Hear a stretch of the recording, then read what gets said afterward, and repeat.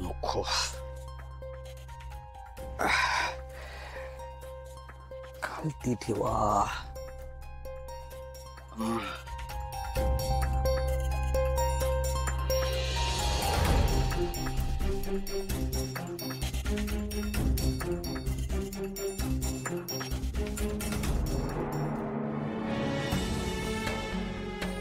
हे घ्या.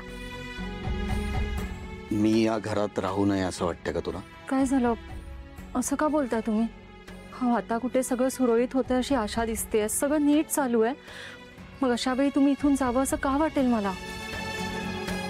असं का बोललात? खरं सांग, मी इथे राहावं असं वाटतंय ना तुला? मनापासून सांग. आणि जर तुला वाटत असेल की मी या घरात राहावं तर हे सगळं करणं बंद कर. काय झालं? काही चुकलं का माझं?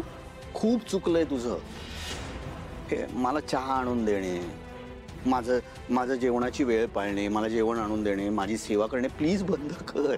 ते कर्तव्य आहे माझं. मग ते इतकी वर्ष केलंस ना तू, आता हे सगळं बंद कर प्लीज.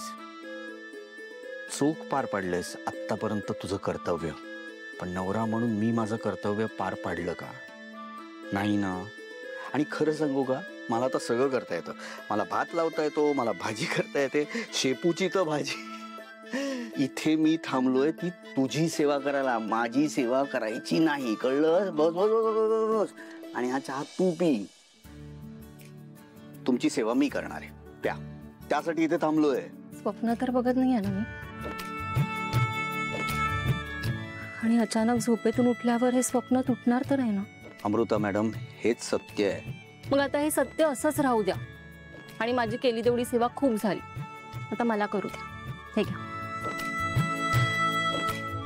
भाडे करू आहे मी, विसरलात का? त्यामुळे चहा नाही पिऊ शकत बाबा, भाडे करू. भाडे करू आहात ना? मग द्या आईंना भाडं. पण मी तुमच्याशी कसं वागायचं, तुमच्यासाठी काय करायचं हे नका मला सांगू. द्या, चहा प्या. हात खूप खराब आहेत, मी धुवून येतो पटकन.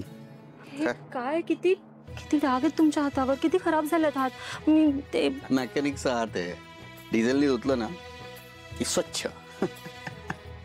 या हातामुळे चारित्र्यावर एवढे डाग पडले आहेत, ते कसे काय धुतले जाणार?